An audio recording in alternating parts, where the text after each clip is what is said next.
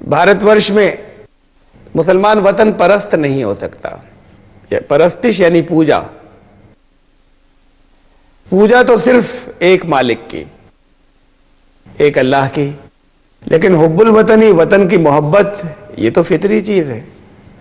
نہ قرآن میں یا حدیث میں کہیں نہ کہیں اگر فطری چیز ہے تو اس کی تائید کی ہوگی.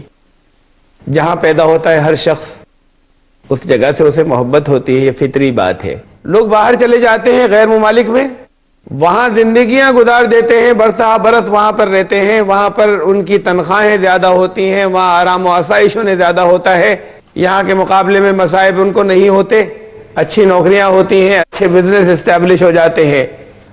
اپنے وطن کی محبت نہیں جاتی. اپنے کسی گاؤں کے رہنے والے ہیں تو اپنے گاؤں کی یاد نہیں جاتی, اور اگر لوٹ کر اپنے گھر آئیں تو گاؤں کی مٹی سے ایسے لپٹتے ہیں, اور گاؤں کے گھروندوں سے, کچے گھروندوں سے جہاں کبھی رہا کرتے تھے ٹوٹے پھوٹے, کہ جیسے ان کے بچے ہوں, ان کی عزیز ترین متاع سامان ہو جو چھوٹ گیا تھا.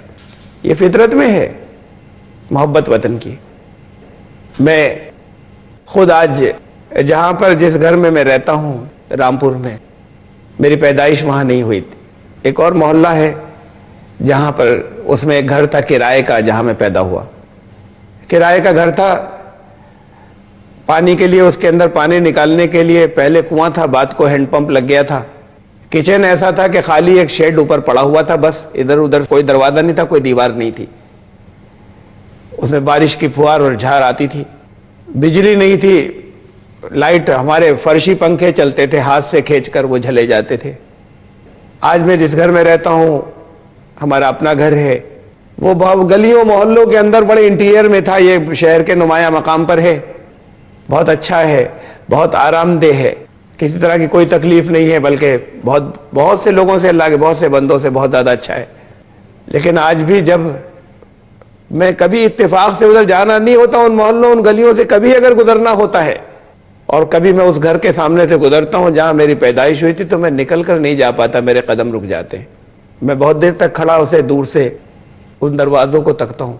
ایک محبت ہے جو پیدا ہوئی, وہاں پر کرائے کا گھر تھا, لیکن اس سے جو محبت تھی وہ آج تک باقی ہے. یہ فطرت میں ہے, یہ فطری بات ہے. اللہ کے رسول صلی اللہ علیہ وسلم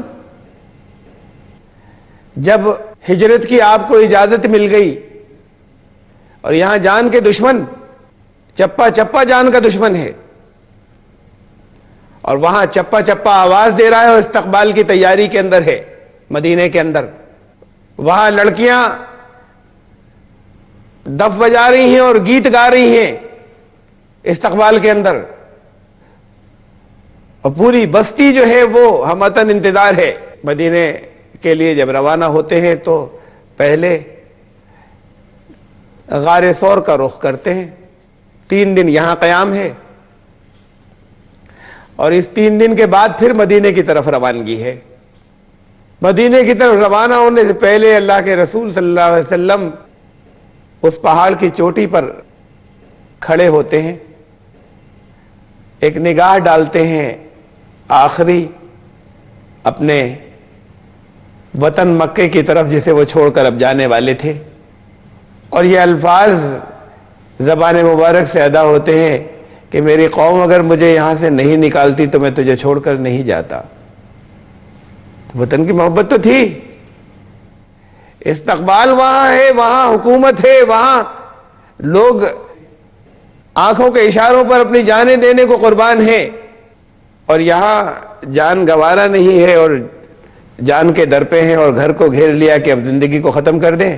اس کو چھوڑ کر جا رہے ہیں, اور وہاں جا رہے ہیں قدردانوں کے اندر, وطن کی طرف منہ کر کے کہہ رہے ہیں کہ اگر میری قوم مجھے نکالتی نہیں تو میں جاتا نہیں. وطن کی محبت تو ہے, وطن کی محبت فطری بات ہے, اور فطرت انسان کی فطرت میں ہے, اور اسلام دین فطرت ہے.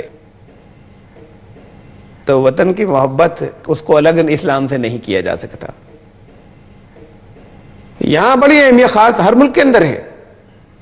دنیا کا کوئی خطہ اور کوئی ملک ایسا نہیں ہے جہاں پیٹریوٹزم کی اہمیت نہ ہو, لیکن یہاں تو پوجا کرتے ہیں ہندوستان میں.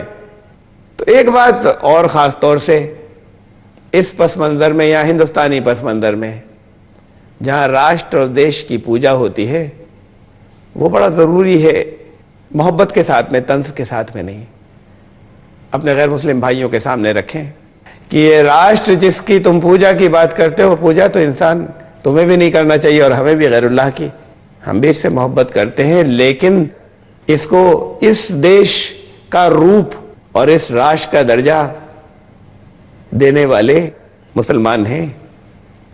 یہ ملک، اتنا بڑا ملک تاریخ میں کبھی نہیں تھا جتنا بڑا ملک مسلمانوں نے دیا۔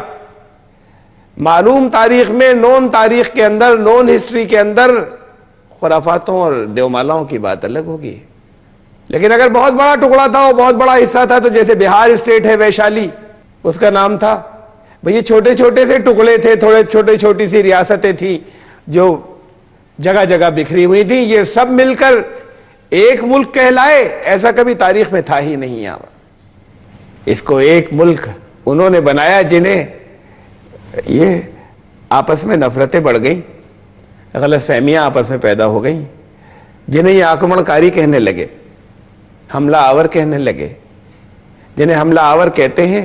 انہوں نے یہاں پر آنے کے بعد اس ملک کو اپنا وطن بنایا، یہاں بیٹھ کر افغانستان پر حکومت کی، افغانستان میں بیٹھ کر یہاں پر ہندوستان پہ حکومت نہیں کی، یہاں سے مال لوٹ کر افغانستان نہیں لے گئے، افغانستان کا مال یہاں آیا۔ لیکن برٹشرز نے بھی یہاں پر حکومت کی، لیکن برٹشرز یہاں کا مال، یہاں ان کا کنٹریبیوشن بھی ہے اس ملک کے لیے، ان کا بھی ہے، جو بات حق کہنا چاہیے۔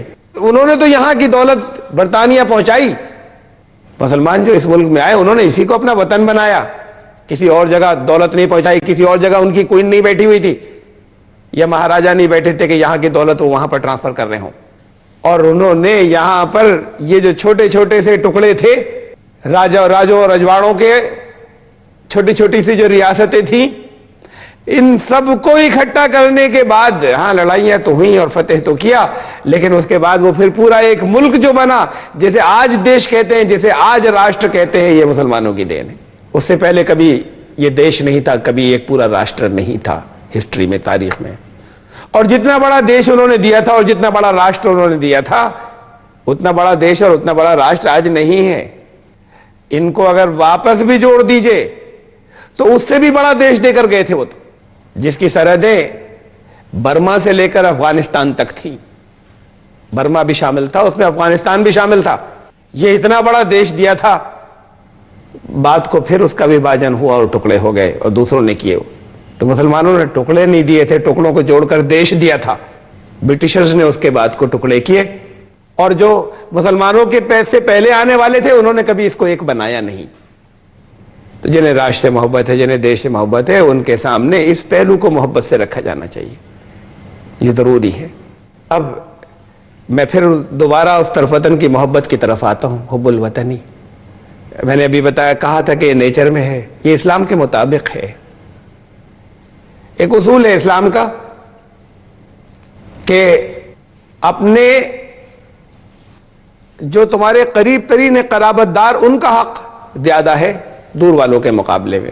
وہ پڑوسی چاہے خون کے ہوں، خون کے اعتبار سے اقربا ہوں، رشتہ دار، اور وہ چاہے ڈسٹنس اور فاصلے کے اعتبار سے قریبی ہوں پڑوسی۔ میرے لیے دنیا کی تمام عورتیں، اور میرے لیے نہیں، سب کے لیے ہونا چاہیے، دنیا کی تمام جتنی بھی لیڈیز ہیں ان سب کے رائٹس برابر، حقوق یکساں۔ ہمارا قانون کہتا ہے، وہ قانون کی نظر میں سب برابر، ہم سب کے نزدیک بھی برابر، لیکن میری ذات کے لیے، میرے پرسنلی، میرے لیے میری ماں کا جو درجہ ہے، میری ماں کے جو مجھ پر رائٹس ہیں، ان کے جو مجھ پر ادھیکار ہیں اور حق ہیں، وہ دنیا میں کسی اور لیڈی، کسی اور عورت، کسی اور مہیلا کے نہیں ہیں۔ قانون کی نظر میں سارے پروش برابر، لیکن میرے لیے، میری ذات کے لیے، میرے باپ کے جو مجھ پر حق ہے، جو میرے باپ کے، میرے پتا کے جو مجھ پر ادھیکار ہیں، وہ دنیا میں کسی اور پروش اور کسی اور مرد کے نہیں ہیں۔ اور پھر اسلام یہ اصول دیتا ہے کہ جتنا تمہارا قریبی اور خون کے اعتبار سے جتنے تمہارے عزیز اور رشتہ دار ہیں، ان کے حق ان کے مقابلے میں زیادہ ہیں جو دور کے عزیز ہیں اور دور کے رشتہ دار ہیں۔ تو جتنا خون کی قربت زیادہ ہے اتنا حق زیادہ ہے، اور جتنا دور ہوتے چلے جاتے ہیں، رشتے دور ہوتے چلے جاتے ہیں، اتنا حق کم ہوتا چلا جاتا ہے۔ یہ تو خون کی قرابت داری تھی، یہی جغرافیکل پڑوس کے لیے بھی ہے یہی بات، جغرافیکل نیبرہڈ کے لیے بھی یہی بات ہے. پڑوسی کا اتنے زیادہ اس کے ساتھ میں حسن سلوک کی تاکید کی اسلام نے، نبی کریم صلی اللہ علیہ وسلم نے اتنے زیادہ حقوق اور اتنے زیادہ رائٹس بتائے. رسول اللہ صلی اللہ علیہ وسلم فرماتے ہیں کہ مجھے یہ گمان ہونے لگا حضرت جبریل جو احکامات لاتے تھے کہ کہیں اب شاید بس اس کی کثر رہ گئی، شاید یہ بھی آنے والا ہو کہ وراثت میں انہیریٹنس کے اندر بھی پڑوسی کو حصہ اور رائٹس دے دیے جائیں. اتنی زیادہ تاکیدات نبی کریم صلی اللہ علیہ وسلم فرماتے ہیں کہ پڑوسی کے حقوق کی حضرت جبریل کی معرفت آتی تھی. پڑوسی اگر بھوکا ہو، اس کے ہاں چولہا نہ جلے، تو چاہے آپ زکوٰۃ دے چکے ہو اپنے مال میں سے، ایمان کامل نہیں ہے اگر آپ نے پیٹ بھر کے کھانا کھایا. زکوٰۃ دے چکے، پھر روٹی حرام ہے، اور پھر آپ کی آمدنی جو ہے وہ ناجائز ہے، اور پھر وہ کھانا حرام ہے جو کھا لیا پیٹ بھر کر، اگر پڑوسی کے گھر چولہا نہیں جلا تھا، وہ بھوکا اگر رہ گیا. میرے لیے قانون کی نظر میں سارے انسان برابر، میرے شہر کے، میرے ملک کے، میری ذات کے لیے میرے پڑوسیوں کے مجھ پر جو حقوق ہیں، جو ادھیکار ہیں، وہ میرے اپنے شہر کے دوسرے لوگوں کے نہیں ہیں. پڑوسی کا حق زیادہ ہے، اسلام نے کہا ہے. قانون کی نظر میں سب برابر. اب اسی اصول کو قرابت داری کے، نیبرہڈ کے، بلڈ نیبرہڈ، جغرافیکل نیبرہڈ، ان دونوں کو، اسی قرابت داری کے قریب کے اصول کو اور آپ ایکسپینڈ کر دیجئے، آگے پھیلا دیجئے. یہ اصول کا نفاذ ہے، امپلیمنٹیشن ہے. اس کے طرح اصول کو ایکسپینڈ کریے کہ اسلام یہ اصول دیتا ہے کہ جتنا قریب اتنا حق زیادہ. میرے اوپر میرے پڑوسی کے جو حقوق ہیں اتنے حق میرے اپنے شہر کے دوسرے لوگوں کے نہیں ہیں. اس اصول کو ہم اگر ایکسپینڈ کریں تو میرے شہر کے لوگوں کے جو میرے اوپر حق ہیں وہ دوسرے شہروں کے لوگوں کے نہیں ہیں. میری ذات کے لیے اور میری اپنی ذات کے لیے، میری اسٹیٹ کے، میرے صوبے کے جو میرے اوپر حق ہیں وہ دوسرے صوبوں کے اتنے نہیں ہیں. اور میری اپنی ذات کے لیے، میرے ملک کے، میرے دیش کے جو میرے اوپر حقوق ہیں وہ دوسرے دیشوں کے نہیں ہیں. یہ سیدھے سیدھے سے اسلامی اصولوں کا ایکسٹینشن ہے.